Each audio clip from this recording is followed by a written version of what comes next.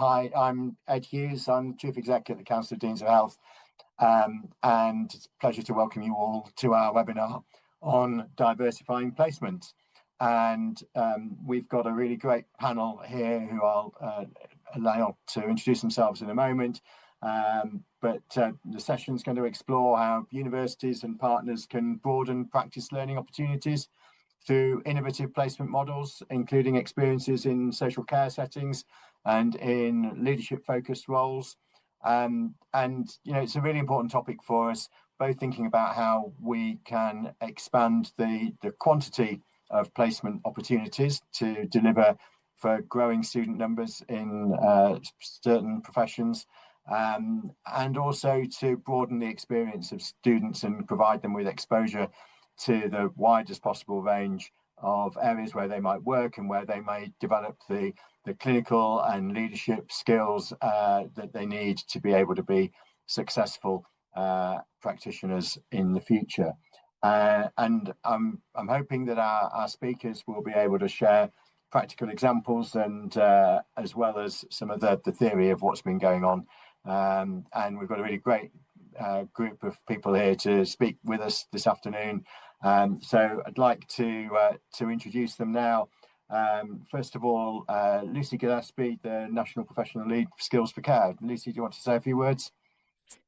Yeah, thanks, Ed. So it's really good to be here. It's great to be having these conversations. I think there's so much opportunity to really diversify placements and curriculum for what we need for our population for the future. So it's good to be here. We've done a huge amount of work with the council at Skills for Care on particularly on nursing student placements.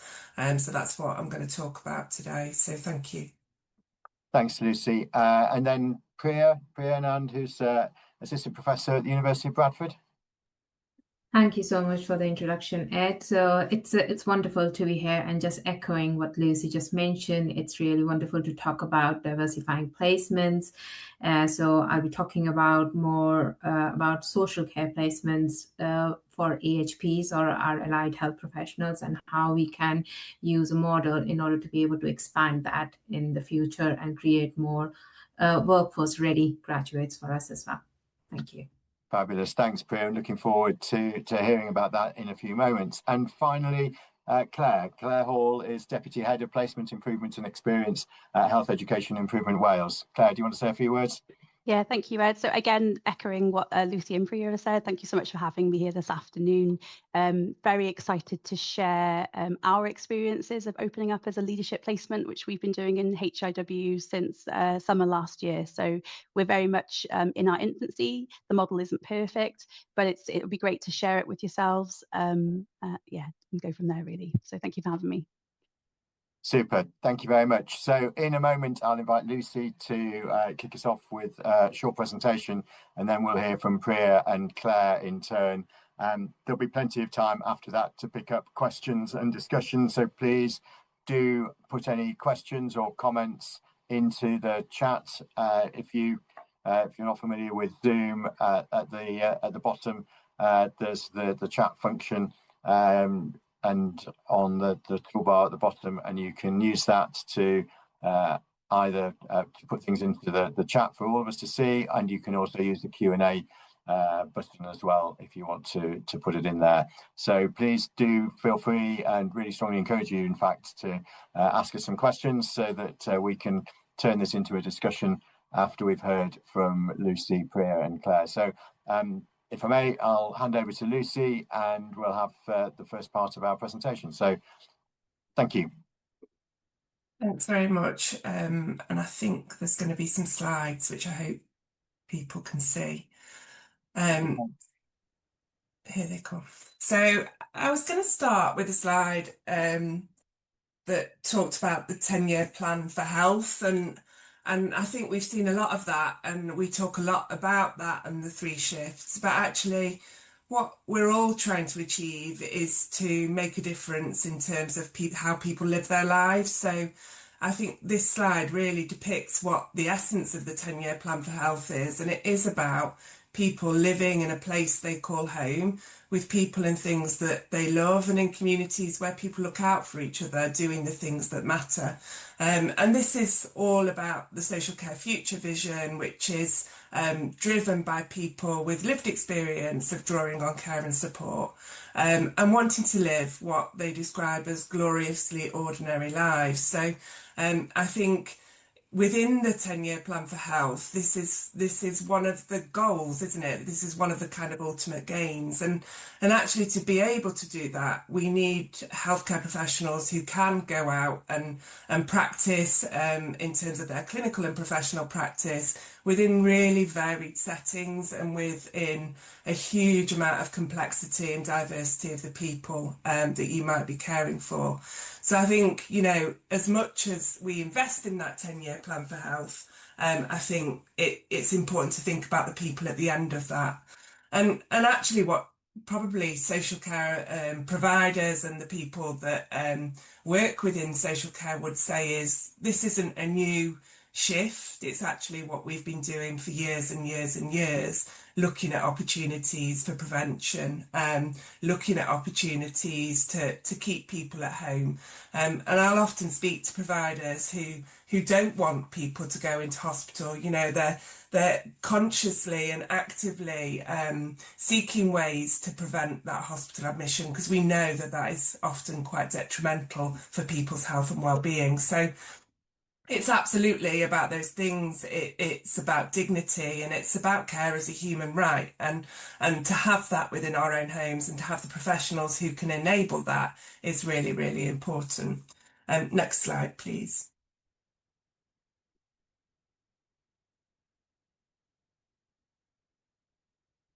So I don't know whether anybody else's slide has moved on.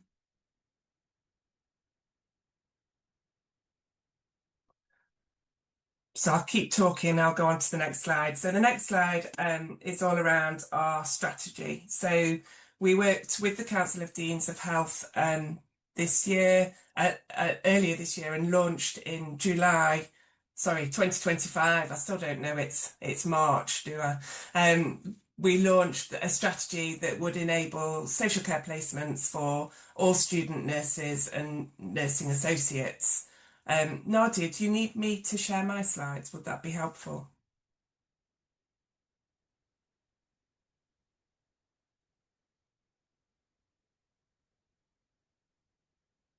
Oh, we've moved on. Brilliant. So we developed the strategy in partnership with the council, as I say, and the purpose of the strategy is really to articulate why social care is so important in nursing education. And it is about practice learning, but it is also about it's about the education and the curriculum itself. And it makes recommendations for stakeholders under 4 strategic objectives. Now, we're funded by the DHSC to deliver this work, and the emphasis is very much on nursing, but it's absolutely applicable across allied health professionals as well. But you can see here that there is those 4 headings under which it's operating. So understanding the opportunities social care has to offer. So that's really about understanding the different settings in which social care operates. It's about learning about where health professionals might work in the future.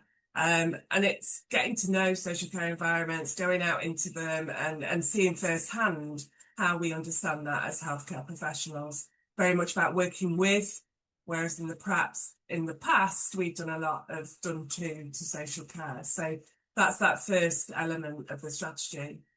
The second element is around facilitating access to placement opportunities in social care. So we know that that's not straightforward, that comes with additional resource sometimes. It's very easy to go out into an NHS trust and you know, get 200 plus different placements for your students. And actually social care, you might work with a provider and get 1, but the benefits of that opportunity for those students, you know, are really being told by the students themselves when they go out and experience them. So facilitating access and sustaining that access to those placement opportunities can be a challenge, but there are recommendations within the strategy that would support that. The third pillar is around maintaining and growing the quality of social care practice placements. So this is all around understanding what social care has to offer. So understanding that perhaps when we look at social care and think of residential care and older people, that there's a huge amount of opportunity for people across the lifespan within social care to learn about caring for people, and that quality can really add to people's understanding and how they might work in the future, whether they work in the NHS or they go out and work in a different sector. So there's a huge amount of recommendations around that element. And then final element is really understanding our students. And, you know, I was looking at the UCAS applications page just this week, and whilst there's been work done to think about that in terms of the wider settings, it still very much shows the healthcare professional within the four walls of a hospital. So if that's how we get people onto these programmes, it's then very difficult to move them away from that visual idea and imagery around what a healthcare professional might be into thinking about how they transition to giving that care within people's own homes and communities. So this recommendation is all around challenging some of that imagery and actually starting to see, you know, for those students, the opportunities across that whole landscape rather than in just the hospital settings, which are equally as valuable, and really bringing them in to develop that skill set to be able to do those things anywhere. So if we can move on to the next slide, please.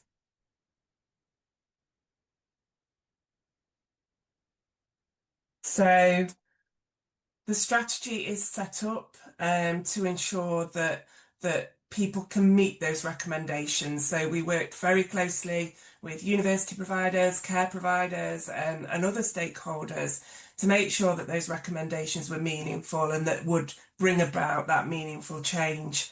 So as part of that, I don't know whether the slides has moved on for anyone else. No, but they're catching up, so I'll keep going.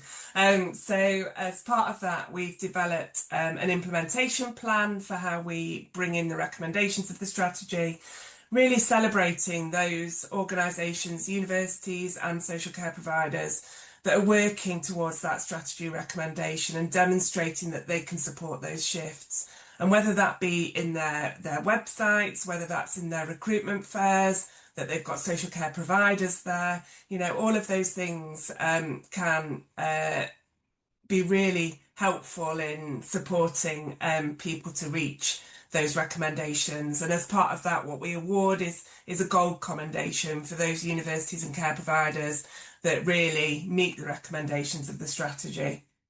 It's a selling point for education providers because it demonstrates that, you know, care providers should be approaching your university because your students will have a good experience and come away with a good understanding of professional practice within wider settings than the NHS. And it's attractive for care providers because it celebrates them as high quality learning environments for students. And we know the benefits of learning environments for our professional practice. So you can see now the slide has caught up. So this is just a few kind of captions of that celebration, and you can see we've had our first university there that has met the gold commendation, which is Edge Hill University. So there's more information on our website about how you achieve that. But if I can move on to the final slide for me, please, which is all around the current kind of progress and those key challenges. So obviously we've got people meeting the recommendations, and we are having conversations with people who are working hard to kind of meet those recommendations and expecting to achieve that quite soon. I think some of the delay has been in changing websites to be representative of wider than just hospital settings, and actually thinking about that imagery and how they become more inclusive in terms of how they recruit people. We do an annual survey with the Council of Deans of Health, and in that annual survey this year we saw that there were more education providers offering more social care placements than last year. So there's clearly an appetite to increase placement activity outside of the NHS. And it also showed that there was an increased awareness of contemporary social care practice and learning opportunities. So you could hear in some of the comments that providers were really celebrating the opportunities within social care for their students and what that might bring them for their future employability and their opportunities to really influence change across the system. But challenges still remain. So these were cited as the top 4 challenges through that survey that went out. And obviously, as I've mentioned, you know, there is a concern about the amount of resource and the capacity to be able to support individual organisations and students within those organisations. There's a concern about accessing supervisors and assessors and practice educators. So we don't have in social care the infrastructure that sits within the NHS. So often and perhaps historically, social care hasn't been seen as a high quality learning environment, and the nurses and those professionals within social care perhaps haven't had the investment in themselves and may feel quite daunted by taking on students. But we're doing lots of work to raise awareness of that and support conversations of that around that. And actually where care providers have found that and then worked with those care professionals, they've found that at the end of that journey and when they've had those students, when they've put the right support around them, it's been really beneficial for them in terms of their professional development as well as for those students. The other thing that we've done is developed a learning platform for register managers. So earlier this year, earlier in 2024, the NMC announced that registered managers who are CQC registered could also be practice supervisors. So we've developed a resource that's specifically for registered managers, that is the SSSA training for nursing students, for nursing education, to support nursing practice learning. And we've designed that around social care environments. So imagery, again, is really important. You know, it looks like a social care environment. It's got people in their own homes. It's got a dog that lives in one of the care homes that some of the filming is done in. So they're very real life, practical examples and platforms where register managers can build confidence around supporting students. The third thing that was raised as a bit of a barrier was the understanding of care providers around the requirements to support nursing students. And again, I think having this learning platform where registered managers can find that additional support and that learning to support them, then to support students, is really valuable. And the final one was around attitudes of students. And, you know, this is something that's actually going up rather than coming down. So clearly there are things that we are feeding them in terms of their routes into nursing that is making them think that perhaps nursing doesn't, or healthcare professionals don't work outside of the NHS, and you know, it's not thought about, it's not talked about. So what we do here is that when students do go out into social care, that often they have a really positive experience and they come back with that that learning. The other link that I've put on here is a link to all of these resources, but also our nursing community. So we do support this work through a forum for education providers for nursing programmes, and try to showcase all the different kind of best practice that's happening in the sector. So that link will take you to those. But I hope that was a helpful start in terms of today's discussions.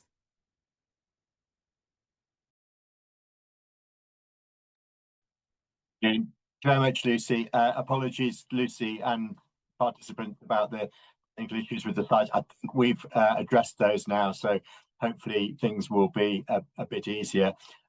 If assuming that all the panelists are happy with this, we will share the slides afterwards. Is that okay with all of you? So sorry, we didn't ask you that in advance, but yes, so I know that question's come up in the chat. So just to reassure people, if you've missed any of that, because of the technical issues. He will get all the slides afterwards anyway, and hopefully in any case we will be able to proceed without any further glitches. So thanks very much, Lucy. I'm going to move on now to Priya, and we'll hear about some related work, I think, in a sense, particularly about social care placements for allied health professional students. So Priya. Thank you so much for that, Ed. I'm just going to wait. Oh, brilliant. Thank you, Nadia, for sharing it. So hi, everyone. My name is Priya, and today I'm going to talk about one of the placement models, which was developed as a part of my secondment, which has recently finished with West Yorkshire AHP faculty. And this model talks about how we can promote patient and person-centered care within care homes through training and education. So as the name stands, what is the impact out of it? So today I'm going to talk more about what were the various features or the parts for this impact model, and how you will be able to implement it within your own community settings and your own university areas as well. Next slide, please. Great. First of all, I just wanted to acknowledge all the people involved within who have contributed towards this model. So first of all, the West Yorkshire AHP faculty, who have been a big support in order to be able to promote and in order to be able to implement this model. University of Bradford, where I am currently posted as an assistant professor. Students from different AHP professions who were a part of the pilot as well as the further models that we have implemented, and the care home managers and the care staff members who were a part of this of the implementation, and also all the long arm supervisors from different AHP professions that were involved within this as well. Great, thank you. Next slide, please.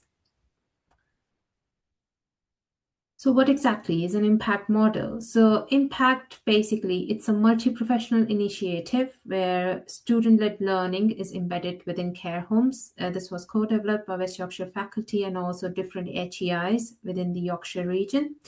It basically, what does it focus on? It basically focuses on delivering education around falls prevention, malnutrition, dehydration, fortification, and that kind of knowledge to the care staff members. So this is what this model is all about. The basic premise of this model is delivering that education around falls prevention, malnutrition, fortification of diet. Next slide, please. In terms of what was the research behind why did we actually need this kind of model? So before we thought about this model, it was really essential for us to identify the need. What exactly was the requirement of such things? So as Lucy was just mentioning around, it is really important for our future workforce to be able to understand what is the requirement in the social care sector, and falls prevention within social care sector is a big ask that everybody tries to work towards improving the falls prevention criteria within different care homes. So this was one of the areas of research that we looked into before implementing this model. So there are NICE guidelines which definitely emphasize falls prevention. There's contemporary research which integrates community-oriented or education models that definitely would help any AHP or any nursing student or any healthcare professional to be able to get that insight from a community sector. And also implementing a multi-professional learning environment helps in improving that overall person-centered care when it comes to delivering those service delivery outcomes towards our residents and also towards the area as well. Thank you. Next slide, please. Great. So in terms of how does this model actually work? So the main people involved within the model are, obviously, we have the students from different AHP professions. We have a long arm supervisor who actually helps in completing the paperwork and providing that one-to-one support to the students. We have a project lead who actually basically oversees and understands and coordinates the activities between the care home managers, long arm supervisors, and the students. And obviously, we have our lovely care home managers within the social care sector and the care homes who actually provide that on-site support to the students in order to manage the care staff expectations. What do the students do? So this model is basically divided into 3 stages. The first stage of the model is known as a needs analysis stage, where basically students go into the care home. They have this kind of a portfolio or a toolkit where they ask few questions to the care staff members, understanding their knowledge gap regarding falls prevention, diet fortification, or malnutrition. Based on the information that they collect, they design a training toolkit, and with support from their long-arm supervisor and the project lead, they are able to design various resources or education training toolkits that can be delivered to the care staff members. Once they design that training toolkit, then they deliver that on a face-to-face basis or a hybrid basis. So they can do it online as a webinar like we're doing just now, or they could do it a face-to-face training of 1 to 2 hours. And that just gives that confidence to the care staff members to be able to understand those signs of falls prevention, to identify those areas of malnutrition and dehydration, and work proactively towards preventing that. And also the last stage is the evaluation stage, where the students are basically involved in gaining feedback from the care staff members to understand, has this training made any impact, or has this training helped them to gain any confidence in relation to the various topics that have been delivered. So next slide, please. So what are the key features? So first of all, this placement, it works on a long-arm supervision and peer supervision model. And the project lead basically guides the discussions to align with the learning outcomes for the students. They have got the understanding about what the care home managers' perspectives are in terms of like the areas of focus within those training toolkits. And it also mitigates the liability by avoiding resident involvement within this placement. One of the key things that came out of expansion of care home placements was, it's about how we can reduce the involvement of the pre-checks and assessments that involves the high-risk residents within the care home. And by involving care support staff members within this model, it actually massively reduces that risk, and you are able to support the staff and help with the care staff retention as well. Apart from that, there are different EHP professions who are providing their own perspective on clinical needs. So if a physio student is involved in this, or if an OT student is involved in it, they are able to give their own expert opinion in terms of how to manage falls. Apart from that, we have dietetic students who can give understanding about malnutrition, fortification of diet, whereas we can have podiatry students talking about foot health, and speech and language therapy students talking about how to communicate with residents who may be suffering from dementia, and also other parts of speech and language therapy that they can include as well.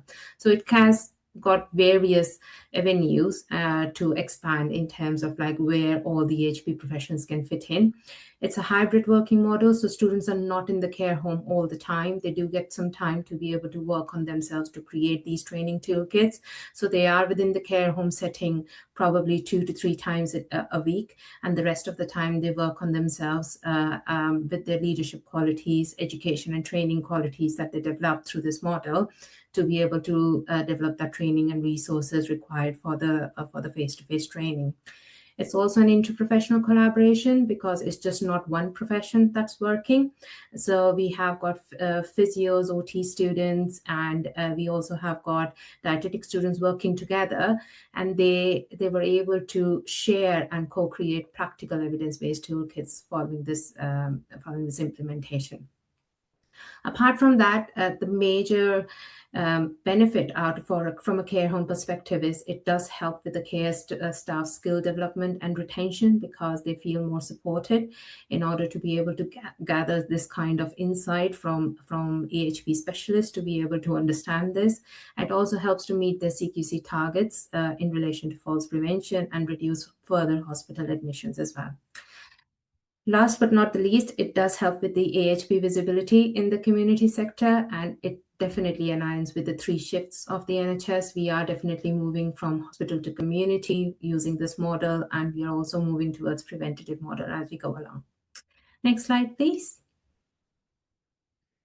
So implementing peer and long-arm supervision, obviously, because this model works on a long-arm supervision model, there have been loads of resources which are available on different, on Council of Dean's website as well, and also on various other areas where you can understand how long-arm supervision can actually help in supporting students quite flexibly. So we were able to provide remote clinical oversight through our long-arm supervisors while students were on site. We were able to have clear communication protocols, and frequency and escalation was quite clear, and the project lead was able to integrate that within their role. Apart from that, there's also in relation to, we were able to ensure that students were able to get weekly feedbacks and structured weekly reflective sessions so that they're able to speak to each other, and there were clear goals for the placement as well. Next slide, please.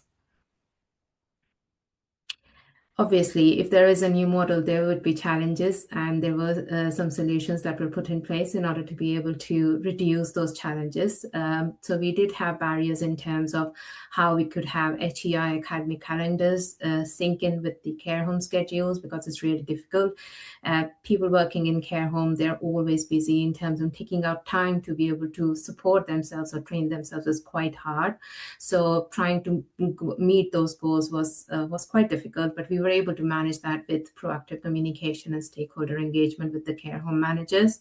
There was variable interest and hesitancy from the care homes in terms of they were not sure what this model is all about, what is going to benefit out for them, and how it's going to impact on the future of like care staff morale and their confidence. But once we were able to share the outcomes and the feedback from the care staff members, they were quite happy with the outcomes achieved out of it. And also allocating care staff into training sessions is quite difficult because of the busy schedule that they all work to. So we were able to put in a timetable, proactively increase the amount of time that they wanted to be allocated towards training, and work towards like starting from 4 weeks onwards towards this, and then to be able to work around this as well. Next slide, please. So does the model actually work? Do we actually feel that does it work? Yes, it definitely does. Next slide, please. So I can share some kind of some quantitative feedback that we have had from the pilot and from the January placement where the students were involved. We had around 13 students, 13 AHP students who have up until now completed this model. And there were 4 physio students, and there have been 4 OT students involved in this model, and rest dietetic students being involved in this model currently. The amount of placement hours, we have had more than 2,700 placement hours, which have been achieved over the past, 2.5, 3 months with the implementation of this model. I think the biggest thing that we should be proud of is the amount of care staff members we have been able to train on this model. So we have been able to train 50 plus care staff members on this model in terms of falls prevention and understanding about malnutrition. There were loads of HEIs involved within this model, so it was not just one HEI initiative. We had students from Bradford, we had students from Leeds Beckett, we had students from Hull and Teesside University who were actually involved within this model. And the number of training sessions, which were all student-led, there were around 20 plus sessions that were delivered to the care staff members in order to achieve the outcomes. Next slide, please. As we go along to the qualitative feedback, so apart from the staff satisfaction and confidence level, which can be seen on this pie chart, we had the care staff reported 100% satisfaction from following the training delivery, and they felt 85% more confidence in terms of identifying the signs for falls prevention and how to fortify the diets for the residents as well. Next slide, please. In terms of qualitative themes, we had some wonderful feedback from the care staff members. So all these sayings that are here in terms of the training helped them to understand the role of both physios and OTs regarding false assessment, and it's also about understanding having such wonderful session would be really helpful in the future. So it has definitely helped them today. These were really positive and reassuring for us to understand that yes, we are doing something and giving it back to the care staff community, and they are able to take it forward within their roles as well. But it was not just about the care staff, it was also about the student understanding. So the next slide actually talks about the feedback that we received from the students. So next slide, please. There was some really wonderful feedback that we received from the students. We do have a brilliant video, which is a part of these slides. I've put in the link as well on the slides. So once you get the slides, you will be able to see that. And the students have been able to share their feedback about what is their understanding about different professions that help them to achieve this, how they were able to develop the education and researching skills while they were completing this model, and how they were able to identify the significant challenges of the care staff members when they're managing their day-to-day resident care as well. So that was really important for the EHP students to see and to understand that as well. Next slide, please.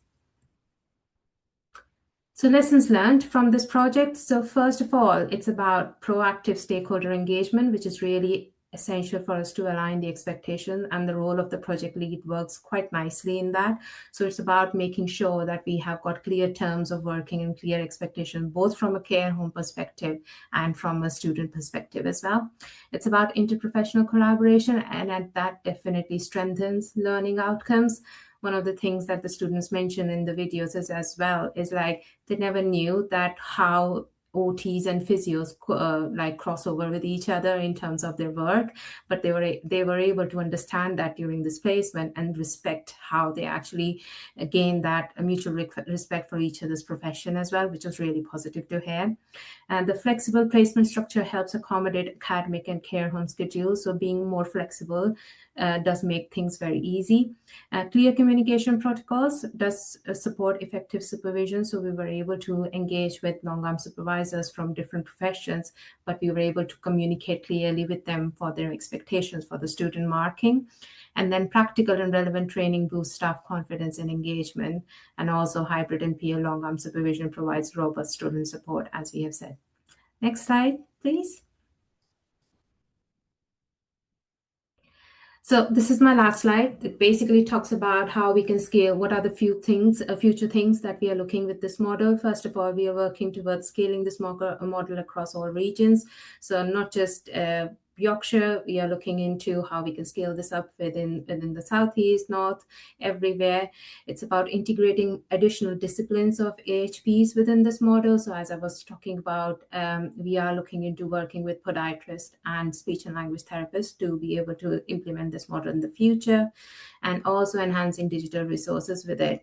One of the first things that I am currently working on is getting more research integrated into this, that how this kind of intervention can actually prevent more hospital admissions and also prevent falls within the care home. So that's another aspect of this model as well.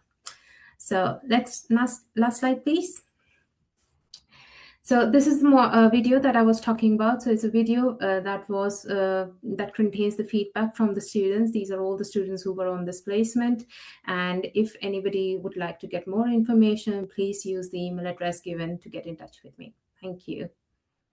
Thanks, Nadia. Great. Very yeah. It's really helpful. And when you get the slides, which we will circulate, you can watch that video and get in contact with Priya as well. There's a bit of a thread on the chat about how tariff payments work, and maybe when we get to the Q&A, we can pick that question up, Priya and Lucy as well, about how we try to ensure that placement providers get appropriate tariff support. And it may come up in Claire's presentation as well, I don't know. No. But it may come up in how that in the discussion in a little while. So we'll come back to that in a moment. I'll now hand over to Claire for her presentation on what Health Education in Human Wales is doing in this space. Lovely, thank you, Ed. As Nadia, thank you, Nadia, is popping the PowerPoint slides up. So I'm here today representing the placement team within HIW and the wider organisation to tell you about our experiences of supporting leadership placements for allied health profession students, nursing and midwifery students. There is our team email address on the slide there. So as Ed has said, you will get a copy of the slides. So if there's any questions following today's session, then please just drop us an email and we're more than happy to meet to discuss further. I don't want to think everybody that I'm coming here as an expert, because we're very much in the infancy of our leadership placements. So prior to September 25, we'd never done this before, but actually to date, we have supported 10 students, so a mixture of physiotherapy students and nursing students, and we have occupational therapy students planned for a couple of months' time. So we're very much on that infancy. Just going to share some of the lessons that we've learned so far, and we are developing every time we support a student placement. We're working really closely with the students who have been on placement with us to sort of develop and tweak our model to improve it for future students coming through. So next slide, please, Nadia. Thank you.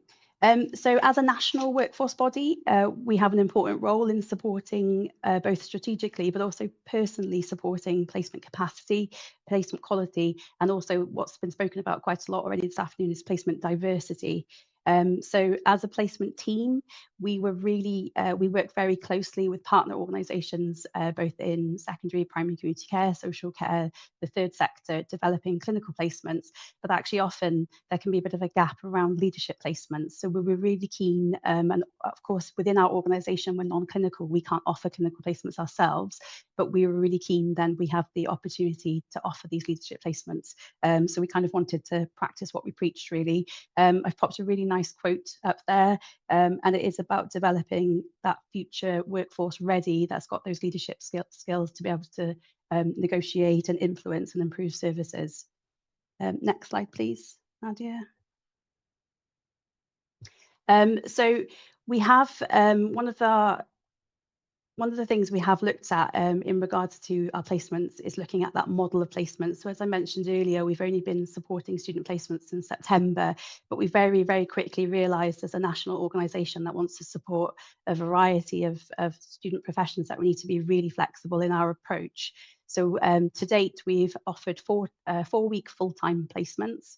We've also offered placements to part-time students. So we've done part-time over 8 weeks, but we've also got a hybrid placement offer coming up with occupational therapy students where they're doing half of the time with us and half of the time within a clinical practice. So as I've mentioned, we're still learning. We're offering different flexible models so that we can make sure we incorporate the offer to all of our commissioned students within Wales.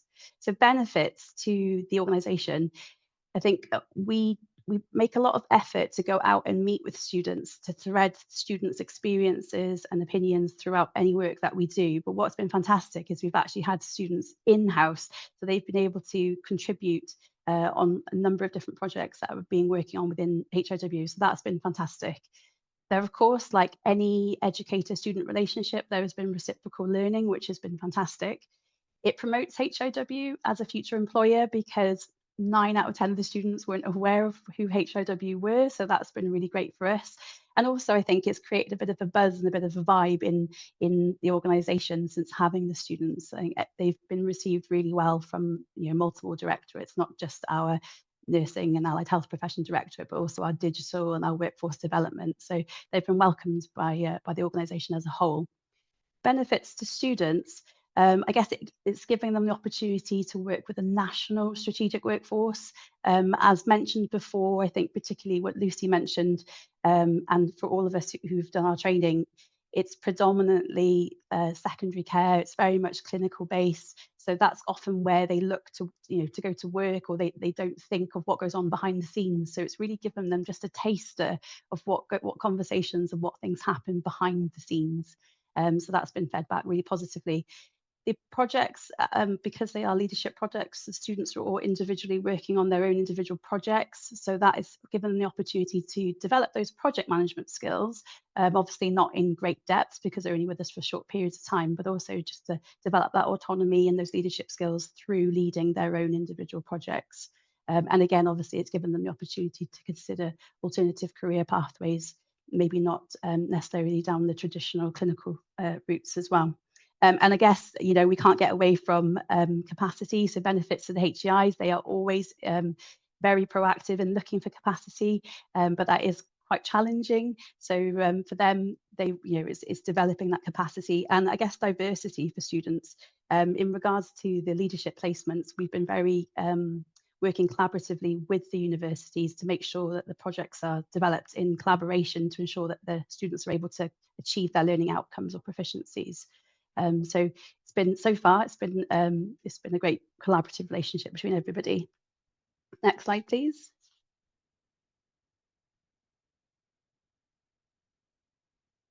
So just wanted to share with you some feedback from the student placements we've had so far. So this is the lovely Hannah and Caris. These are physiotherapy students that they were the first students we supported actually from Cardiff University.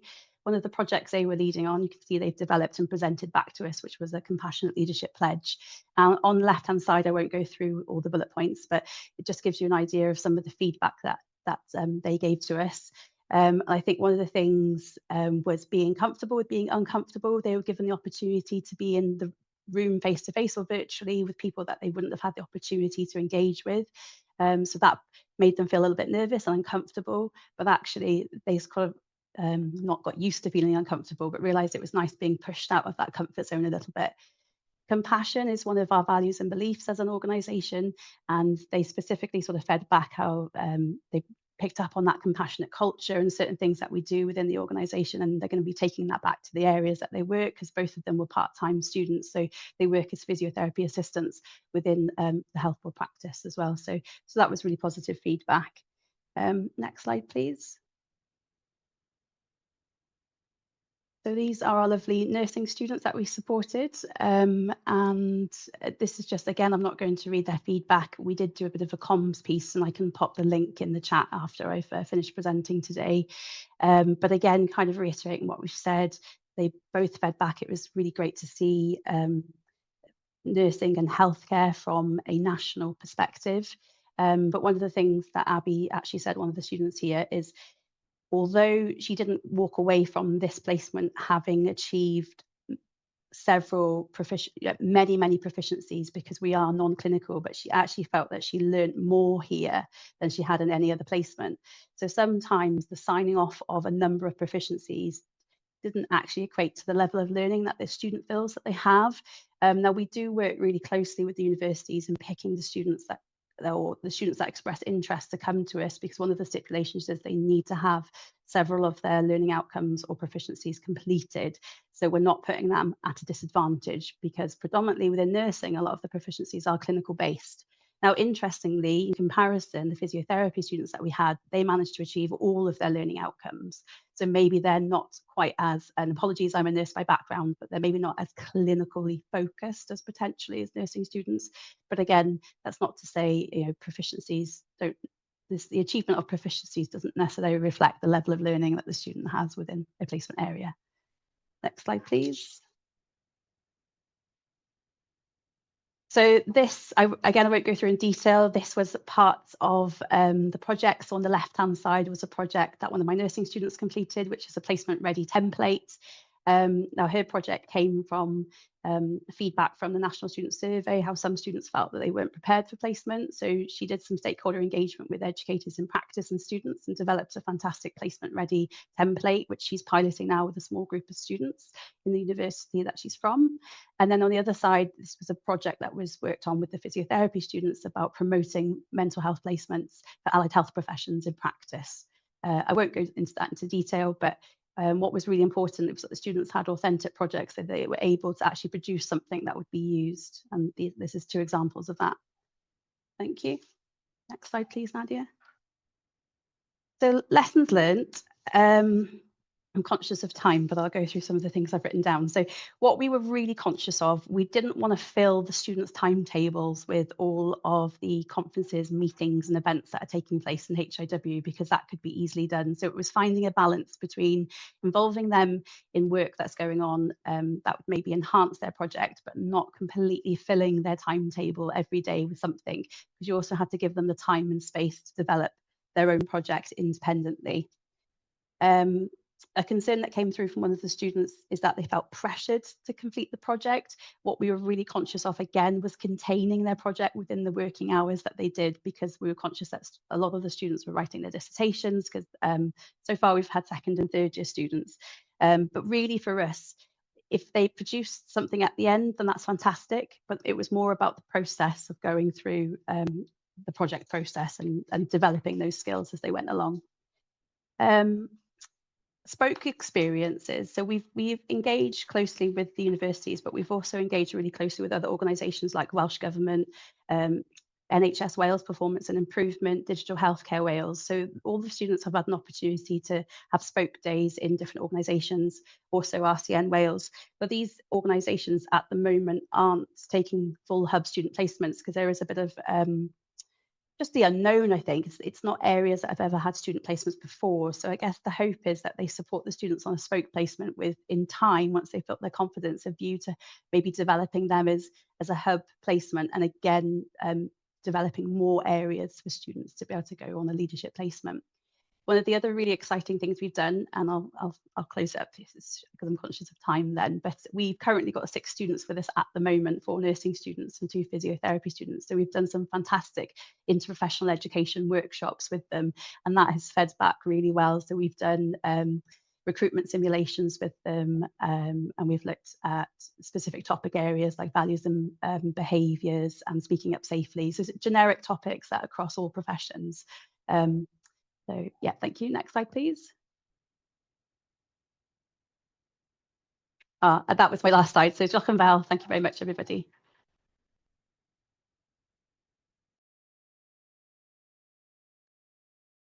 Very much for that really helpful presentation as well. So we've got a few minutes just to pick up some of the questions in the chat. And if you have other questions, please do pop them in the chat now, and we'll see how many we can get through. And if not, we may be able to find other ways of getting answers to you after the webinar has concluded. I just wanted to circle quickly back to the question about tariff payments. And I wondered, Lucy or Priya, whether there was anything on tariff and how placement providers in social care settings, or indeed other settings outside the NHS, are recompensed for providing placements, and the mechanics of that from your work.